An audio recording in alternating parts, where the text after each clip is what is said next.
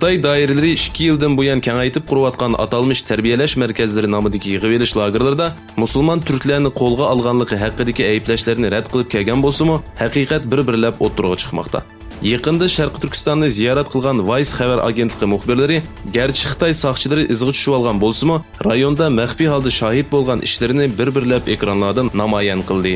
Tang kechida hamma yerni qorong'ulik qoplaganda Qashqar ko'chalarida bir guruh kishining qo'llariga ko'zi selingan holda Xitoy soqchilari tarafidan soqchixonaga elib ketilayotgan ko'rinishini tortib olgan muxbir, bu mening muxbirlik hayotimdagi eng qiyin va azobli bir ziyorat bo'ldi deyish orqali Sharq Turkistonning bir soqchi davlatiga aylanib qolganligini ta'kidladi. Xitoyning Yanfon yumshoq detali orqali qo'llanuvchilarni 7 kun 24 soat ta'qib qilib, shaxsiy uchurlar, borgan yerlar va aralashgan kishilar qatorliq nurg'un uchurlarni yig'adiganligi dalillandi. Uzun muddat Xitoyda yashagan Barikli Brem ismli bir chet ellik Xitoyning Xitoy va Sharq Turkistonda keng qo'llaniladigan undidor yumshoq detali orqali kishilarning shaxsiy uchurlarini qanday o'g'irlaydiganligi haqida bir maqola yozdi. U undidor hamma narsani ko'rdi nomli bu maqolada undidor qo'llanuvchisining atigan qanchada o'rnidan turganligi, kimlar bilan nima deyishganligi va hatto o'zidan boshqa hech kim bilmaydigan uchurlarning osonla o'g'irlanadiganligi haqida to'xtaldi.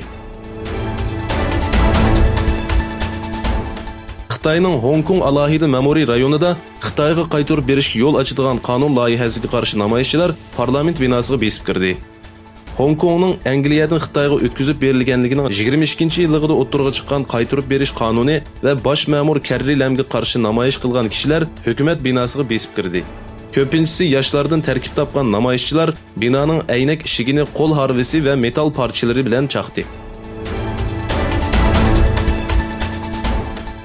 Rossiyaning poytaxti Moskvada bu yil 2-chi qatimliga o'tkazilgan parlament tuzumining taraqqiyoti munbiri boshlandi. Munbarda so'z qilgan Rossiya vakili Dmitriy Savelyev, Turkiya, Rossiya, Iran va Turkiya, Rossiya, Ozarbayjon hamkorligining yangi rayonlik bexatarlik sistemasi qurib chiqishga xizmat qilayotganligini aytdi. Rossiya va Turkiya parlamentlari do'stlik gruppasining muavin maslashtiruvchisi Savelyev, dunyoda qutblashish ig'ir bo'lgan kunimizda parlamentlar orasi diplomatiyaning davlatlar orasidagi munosabat va o'zaro tushunishni burunqi saviyaga elib boralaydiganligiga ishonganligini aytdi. İsrailiya Tashqi ishlar ministri Israel Katz BDT o'tkazgan bir yig'inga qatnashish uchun diplomatik munosabati bo'lmagan Arab Birlashma Xalifligini ziyorat qildi. İsrailiya Tashqi ishlar ministrligi e'lon qilgan bayonotda aytilishicha, BDT o'tkazgan muhit yig'iniga qatnashish uchun kelgan Katz yerlik doiralar bilan uchrashgan. Bayonotda Katz bilan Birlashma Xalifligi doiralarining Iranning rayondagi ta'siri va ikki davlat munosabati haqida muzokara elib borganligi bildirildi.